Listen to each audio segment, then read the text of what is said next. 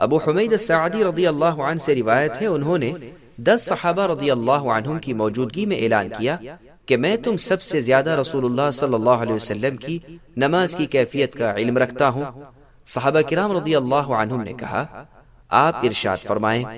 انہوں نے بیان کیا کہ نبی صلی اللہ علیہ وسلم جب نماز کے لیے کھڑے ہوتے تو رفع الیدین کرتے ہوئے اپنے ہاتھوں کو کندھوں کے برابر اٹھاتے، پھر رکوع میں جاتے اور اپنی ہتھیلیوں کو اپنے گھٹنوں پر رکھتے، پھر سیدھے کھڑے ہو جاتے، اپنے سر کو حد اعتدال سے نیچا کرتے نہ اونچا کرتے، پھر سر اٹھاتے اور سمع اللہ لمن حمیدہ کہتے اور رفع الیدین کرتے، یہاں تک کہ ہاتھوں کو کندھوں کے برابر اٹھاتے، جبکہ آپ سیدھے کھڑے ہوتے،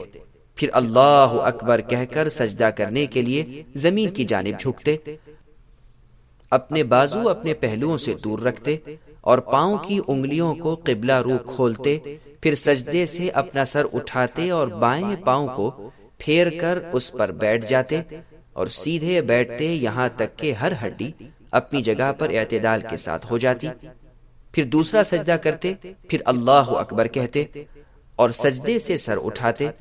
پھر بائیں پاؤں کو موڑ کر اس پر بیٹھ جاتے، آپ صحیح بیٹھتے یہاں تک کہ ہر ہڈی اپنی جگہ واپس آ جاتی،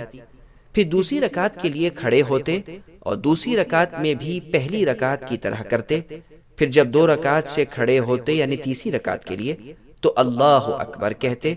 اور اپنے ہاتھوں کو اپنے کندھوں کے برابر اٹھا کر رفع الیدین کرتے، جیسا کہ آپ نے شروع نماز میں تکبیر تحریمہ کہی تھی،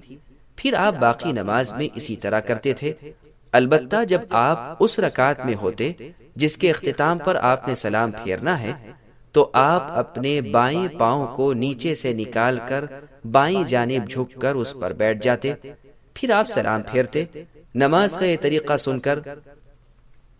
سب صحابہ کرام رضی اللہ عنہم نے کہا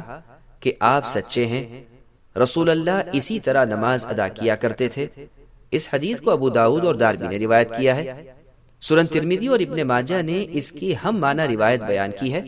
اور امام ترمذی رحمہ اللہ نے کہا کہ یہ حدیث حسن صحیح ہے، اور ابو داؤد کی روایت میں ابو حمید رضی اللہ عنہ سے حدیث مروی ہے، اس میں ہے کہ پھر انہوں نے رکوع کیا اور اپنے دونوں ہاتھوں کو اپنے گھٹنوں پر رکھا، گویا کہ گھٹنوں کو پکڑا ہوا ہے، اور اپنے ہاتھوں کو اکڑا کر رکھا اور ان کو اپنے پہلوؤں سے دور رکھا، اور بیان کیا کہ پھر آپ نے سجدہ کیا، اپنی ناک اور اپنی پیشانی زمین پر رکھی اور اپنے ہاتھوں کو اپنے پہلوؤں سے دور رکھا اور اپنی ہتھیلیوں کو کندھوں کے برابر رکھا اور اپنی رانوں کے درمیان کشادگی کی، اپنے پیٹ کے بوجھ کو اپنی رانوں پر کچھ بھی نہیں ڈال رہے تھے، یہاں تک کہ آپ سجدے سے فارغ ہوئے، پھر بیٹھ گئے اور اپنے بائیں پاؤں کو پھیلایا اور دائیں پاؤں کی انگلیوں کو قبلہ رو کیا اور اپنی دائیں ہتھیلی کو اپنے دائیں گھٹنے پر اور بائیں ہتھیلی کو بائیں گھٹنے پر رکھا اور انگشت شہادت کے ساتھ اشارہ کیا۔ اور ان کی دوسری روایت میں ہے کہ جب رسول اللہ 2 رکعت کے بعد بیٹھتے تو اپنے بائیں پاؤں کے نچلے حصے پر بیٹھتے اور دائیں پاؤں کو کھڑا رکھتے، اور جب چوتھی رکعت میں ہوتے تو اپنی بائیں ران کو زمین کے ساتھ لگاتے اور اپنے دونوں پاؤں کو ایک جانب سے نکالتے۔ سبسکرائب کیجئے ہمارے چینل اور دبائیے بیل کا آئیکن تاکہ آپ کو ریگولر نوٹیفیکیشن اپڈیٹس مل سکے۔